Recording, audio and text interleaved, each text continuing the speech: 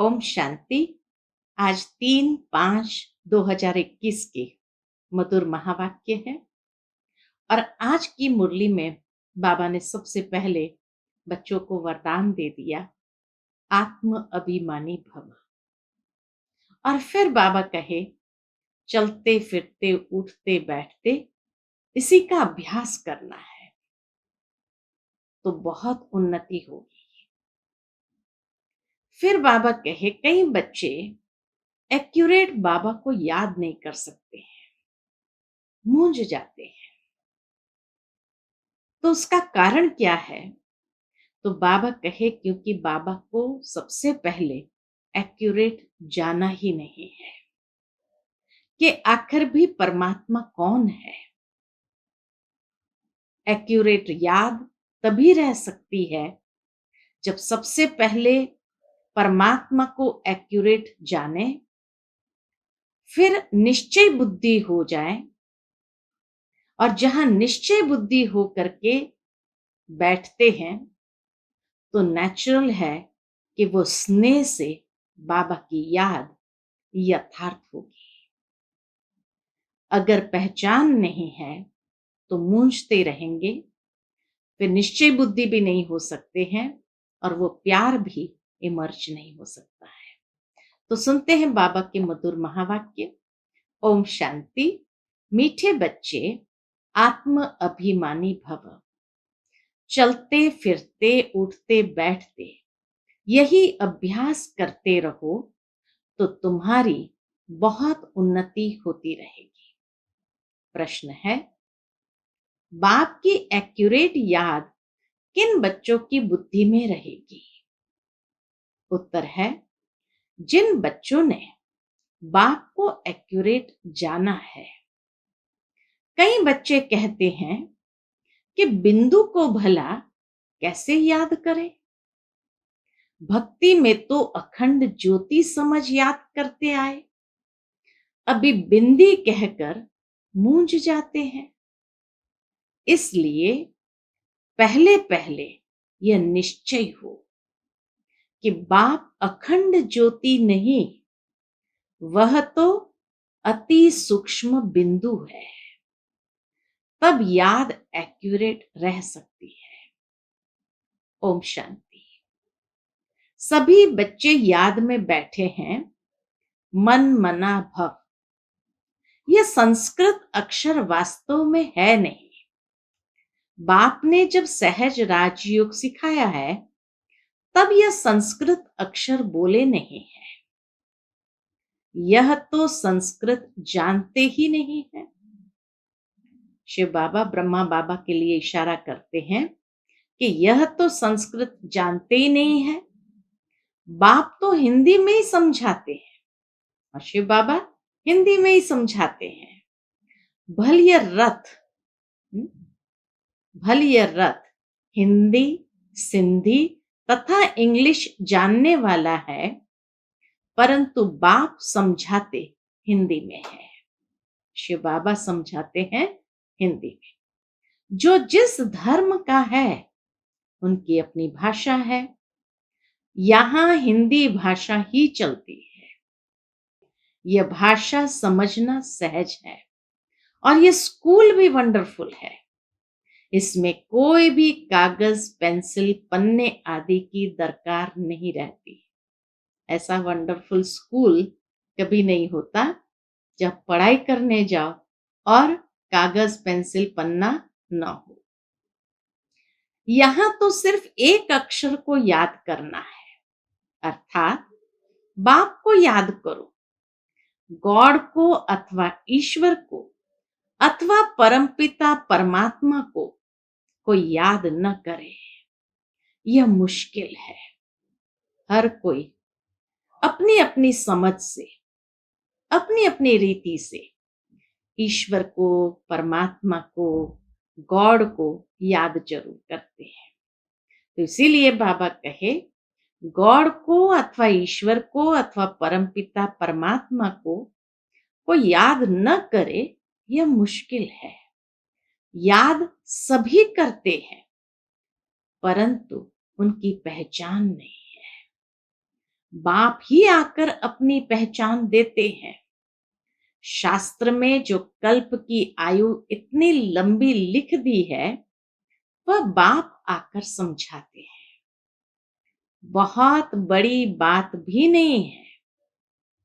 अहल्याएं, बूढ़ी बूढ़ी माताएं क्या समझती, यह तो बहुत ही सहज है। कोई छोटे बच्चे भी समझ सकते हैं। बाबा अक्षर कोई नया नहीं है। शिव के मंदिर में जाते हैं तो बुद्धि में आता है कि यह शिव बाबा है, वह निराकार है। शिव बाबा के मंदिर में जाएंगे तो जरूर मन में आता कि शिव बाबा है, वह निराकार है। सभी मनुष्य मात्र बाबा कहते हैं। हम सर्व आत्माओं का बाप एक है। सब जीव की आत्माएं जो शरीर में निवास करती है, बाप को याद करती है। सब धर्म वाले जो भी है, सब परमपिता परमात्मा को याद जरूर करते हैं। वह है परम धाम में रहने वाला बाप। अब धीरे धीरे बाबा पूरा परिचय देते हैं कैसे वो निराकार है, बिंदु है, और वह परम धाम में रहने वाला बाप।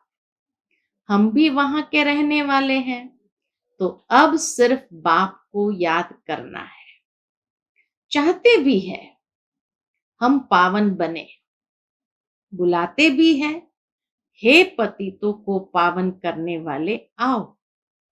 नई दुनिया पावन थी, अब फिर पुरानी हुई है। इनको कोई नया नहीं कहेंगे। इस पुरानी दुनिया को कोई भी नया नहीं कहेंगे। भारतवासी जानते हैं, नए भारत में देवी देवता राज्य करते थे। जब नया भारत था तो उसके आगे क्या था? सतयुग के आगे संगम। इससे भी सहज कहना चाहिए, इतना सहज है बाबा की समझानी। नए के आगे पुराना था। संगम को मनुष्य इतना सहज समझ नहीं सकते। न्यू वर्ल्ड, ओल्ड वर्ल्ड, इसके बीच को फिर संगम कहते हैं। बाप के लिए ही कहते हैं। क्या कहते हैं? हे पतित पावन आओ, आकर हमको पावन बनाओ। हम पतित बन गए हैं, नई दुनिया में कोई पुकारेंगे नहीं। अभी तुम्हारी समझ में आ गया है कि यह भारत पावन था। हे पतित पावन आओ, यह तो बहुत समय से बुलाते आए हैं। उनको यह पता नहीं कि पतित दुनिया कब पूरी होगी। कहते हैं शास्त्रों में ऐसे लिखा हुआ है कि अभी 40,000 वर्ष और कलयुग, यानी ये पतित दुनिया चलेगी। बिल्कुल ही घोर अंधियारे में है। अभी तुम रोशनी में हो। बाप ने तुमको अब रोशनी में लाया है। यह 5,000 वर्ष में सृष्टि का चक्र पूरा होता है, कल की बात है। तुम राज्य करते थे, बरोबर इन लक्ष्मी नारायण का राज्य था, स्वर्ग था। पावन दुनिया में कोई उपद्रव आदि हो नहीं सकता। प्रकृति भी इतनी शांत और शीतल, कोई भी उपद्रव आदि हो नहीं सकता। उपद्रव होता ही है रावण राज्य में। यहां तुमको बाप समझाते हैं, तुम सन्मुख कानों से सुनते हो। कौन सुनते हैं? पूछते बाबा, कौन सुनते हैं? आत्मा। आत्मा को बड़ी खुशी होती है, हमको बाप फिर से आकर मिला है। बाप से वर्षा लिया था, अब बाप कहते हैं मुझे याद करो। इसमें कोई लिखने पढ़ने की बात नहीं। जब कोई आते हैं तो पूछा जाता है आपका कैसे आना हुआ। बाबा कहे जब कोई आते हैं सेंटरों पर तो पूछा जाता आपका कैसे आना हुआ, तो क्या कहेंगे? तो कहेंगे यहाँ के महात्मा से मिलने। क्यों? पूछो क्यों आए? तुमको क्या चाहिए? बताओ, कोई भिक्षा चाहिए? सन्यासी हो तो रोटी टुकड़ा चाहिए। सन्यासी किसके पास जाते हैं? वह रास्ते में मिलते हैं तो रिलीजियस मनुष्य समझते हैं यह फिर भी पवित्र मनुष्य है, इनको भोजन खिलाना अच्छा है। अभी तो पवित्रता भी नहीं रही है। बाबा कहे अभी तो कहीं भी वो पवित्रता नहीं रही है, बिल्कुल ही तमो प्रधान दुनिया है, इसमें बड़ी गंदगी है। मनुष्य कितना हैरान होते हैं। यहां तो हैरान होने की कोई बात नहीं। बाप कहते हैं लिखने करने की भी बात नहीं है। यह पॉइंट्स आदि भी लिखते हैं धारणा करने के लिए।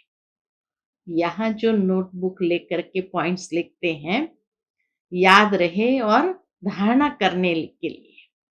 जैसे डॉक्टर लोगों के पास भी कितनी दवाइयां होती है, इतनी सब दवाइयां याद रहती है। बैरिस्टर की बुद्धि में कितनी लॉ की बातें याद रहती है। तुमको याद क्या करना है? बाबा पूछते तुमको याद क्या करना है?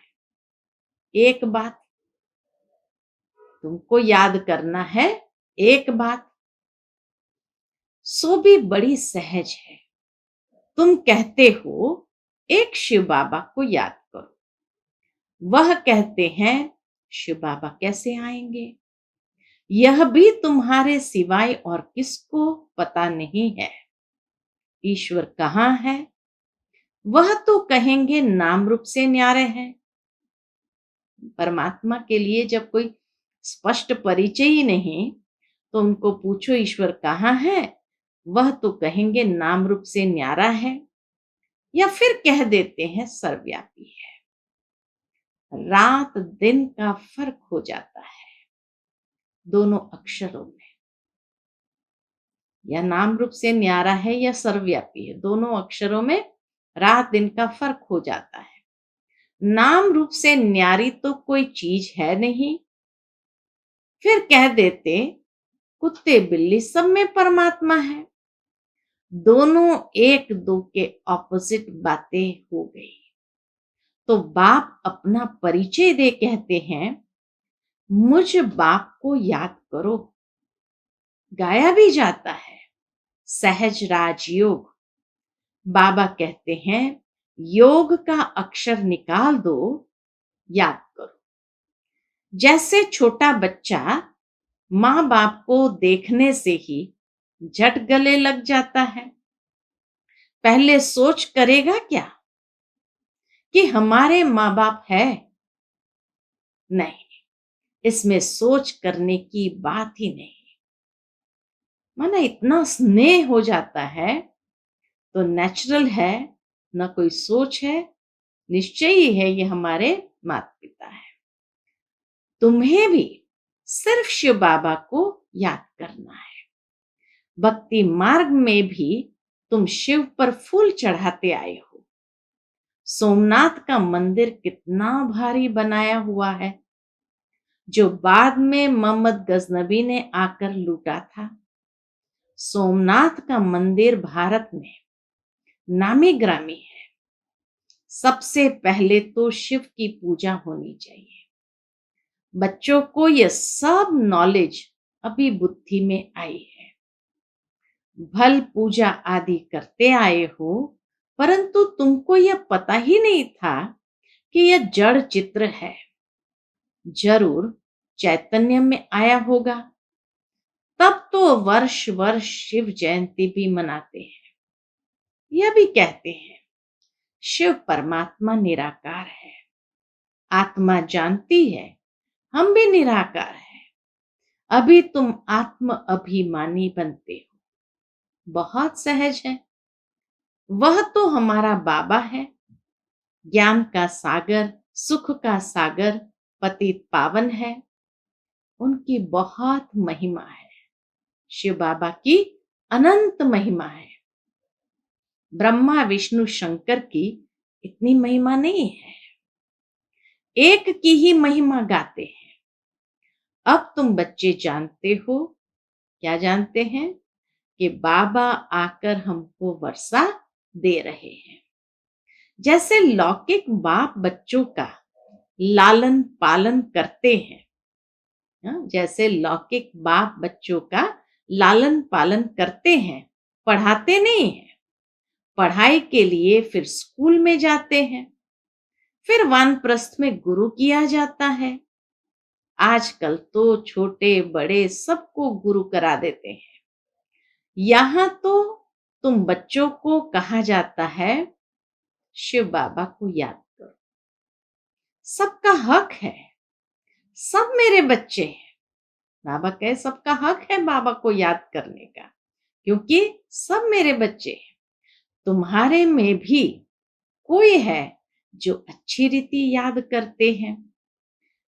कई तो कहते हैं बाबा किसको याद करें, बिंदी को कैसे याद करें, मूंझते रहते हैं। बड़ी चीज को याद किया जाता है। अच्छा, परमात्मा जिसको तुम याद करते हो वह चीज क्या है? तो कह देते अखंड ज्योति स्वरूप है, परंतु ऐसे नहीं है। बाबा कहे ऐसे नहीं है। अखंड ज्योति को याद करना रॉन्ग हो जाता है। याद तो एक्यूरेट चाहिए, पहले एक्यूरेट जानना चाहिए। बाप ही आकर अपना परिचय देते हैं और फिर बच्चों को सारे सृष्टि के आदि मध्य अंत का समाचार भी सुनाते हैं, डिटेल में भी तो नटशेल में भी। अब बाप कहते हैं बच्चे तुमको पावन बनना है, तो उसके लिए एक ही उपाय है। पावन बनने का एक ही उपाय है। कौन सा? मुझे याद करो, मुझे कहते ही हो पतित पावन। आत्मा को पावन बनाना है। आत्मा ही कहती है हम पतित बन गए हैं, हम पावन थे अब पतित है। सब तमो प्रधान है। हर एक चीज पहले सतो प्रधान फिर तमो प्रधान होती है। आत्मा खुद कहती है मैं पतित बनी हूं, मुझे पावन बनाओ। शांति धाम में पतित होते नहीं। यहां पतित है तो दुखी है।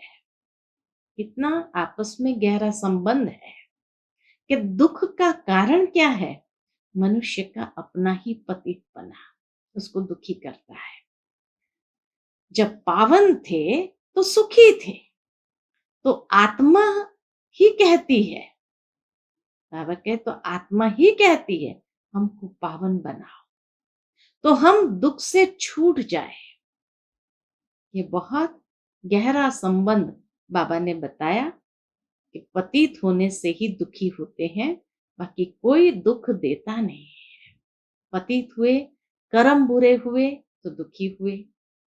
और इसी तरह जैसे जैसे पावन बनते जाते हैं, आत्मा प्योर होती जाती है, तो धीरे धीरे सुख की दुनिया की ओर चल पड़ते हैं। तो इसीलिए कहते हैं हमको पावन बनाओ तो हम दुख से छूट जाए। तुम समझते हो आत्मा ही सब कुछ करती है, आत्मा ही जज बैरिस्टर आदि बनती है। आत्मा ही कहती है मैं राजा हूं, मैं फलाना हूं, अभी यह शरीर छोड़ दूसरा लेना है। इसको कहा जाता है आत्म अभिमानी। देह होते आत्म अभिमानी, रावण के राज्य में देह अभिमानी होते हैं। आत्म अभिमानी अभी ही बाप बनाते हैं। इस समय आत्मा पतित दुखी है तो पुकारते हैं हे बाबा आओ। यह भी तुम जानते हो ड्रामा प्लान अनुसार पतित से पावन, पावन से पतित बनते आए हैं। चक्र फिरता ही रहता है। अभी तुम्हारी बुद्धि में बैठा है हमारे 84 जन्म कैसे हुए हैं। अभी यह बात भूलो मत। स्वदर्शन चक्रधारी हो रहो। उठते बैठते चलते फिरते बुद्धि में हमको सारी नॉलेज है।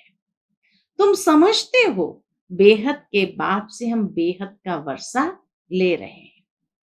बाप बच्चों को समझाते हैं कि तुमको एक बाप को याद करना है। बाप को याद करना रोटी टुकड़ा खाना है, बस। मीठे मीठे सिक्किलदे बच्चों को बाप घड़ी घड़ी कहते हैं, बच्चे पेट के लिए सिर्फ रोटी टुकड़ा खाना है। पेट कोई जास्ती खाता नहीं है, एक पाव आटे का खाता है, दाल रोटी बस। 10 रुपए में भी मनुष्य पेट भरता है तो 10,000 में भी पेट पालते हैं। गरीब लोग खाते क्या है?